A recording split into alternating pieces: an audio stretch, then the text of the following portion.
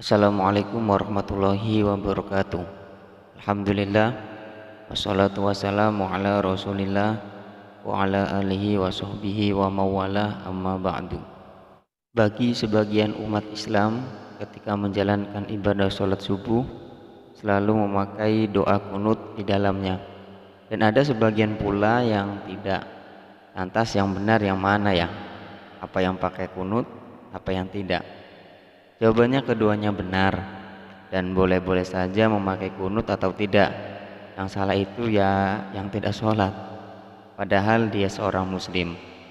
Lalu apa sih sebenarnya doa kunut itu? Berikut adalah penjelasannya.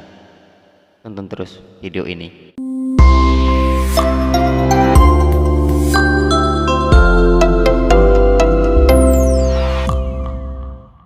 Secara etimologi, kata kunut berasal dari bahasa Arab yang memiliki beberapa makna.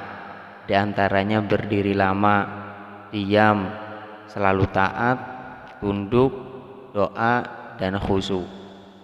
Sedangkan secara istilah, kunut adalah doa yang dibaca seorang muslim saat sholat. Secara hukum, terdapat 3 perbedaan secara ulama, yakni pendapat yang pertama, kunut subuh disunahkan dibaca secara terus-menerus. Ulama yang berpendapat demikian adalah Mazhab Maliki, Ibnu Abi Alail, Al-Hasan bin Sholih, dan Imam Syafi'i.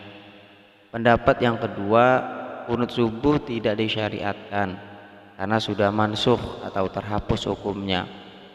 Ulama yang berpendapat demikian adalah mazhab Abu Hanifah, Sufyan Ats-Tsauri, dan lainnya dari ulama Kufah. Pendapat ketiga, membaca kunut pada sholat subuh tidaklah disyariatkan, kecuali membaca kunut nazilah. Maka boleh membaca kunut nazilah dalam sholat subuh dan sholat lainnya. Ulama yang berpendapat demikian adalah Imam Ahmad, Al-Lais bin Sa'ad, Yahya bin Yahya Al-Laitsi.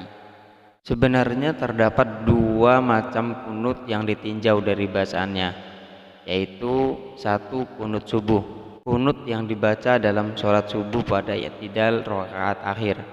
Yang kedua, kunut nazilah, kunut yang dibaca selain pada sholat subuh, namun bisa juga dibaca pada sholat subuh.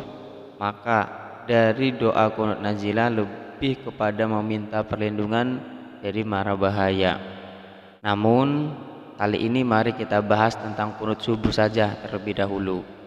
Membaca doa kunut subuh adalah amalan yang dilakukan ketika menegakkan sholat subuh. Doa kunut dilafalkan pada masih dalam posisi berdiri setelah membaca bacaan i'tidal pada rakaat yang kedua. Sebelum beranjak ke posisi sujud pertama, kunut sholat subuh menurut ulama mazhab Syafi'i dan Maliki tergolong hal sunnah.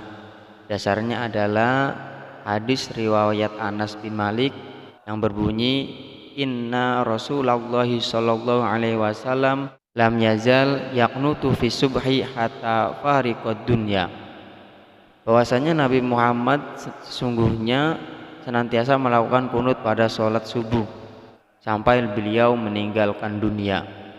Dalam pandangan ini, doa kunut sholat subuh tergolong sebagai sunnah abadi. Artinya, ketika kunut subuh tidak dilakukan, ia tidak sampai membatalkan sholat, tapi dianjurkan menggantinya dengan sujud sahwi. Namun, kunut saat sholat subuh untuk ulama mazhab Hambali dan Hanafi tidaklah dianjurkan. Dasarnya adalah hadis yang artinya sesungguhnya Rasulullah Shallallahu Alaihi Wasallam tidak berkunut saat sholat fajar atau sholat subuh, kecuali ketika mendoakan kebaikan atau keburukan untuk suatu kaum. Hadis riwayat Muslim. Adapun tata cara doa kunut subuh, yaitu bagi kalangan yang berpendapat doa kunut subuh adalah sunnah, membaca doa ini dilakukan ketika memasuki rakaat kedua, tepat saat masih berada di posisi berdiri setelah membaca bacaan i'tidal. sebelum beranjak ke posisi sujud pertama dalam rakaat tersebut.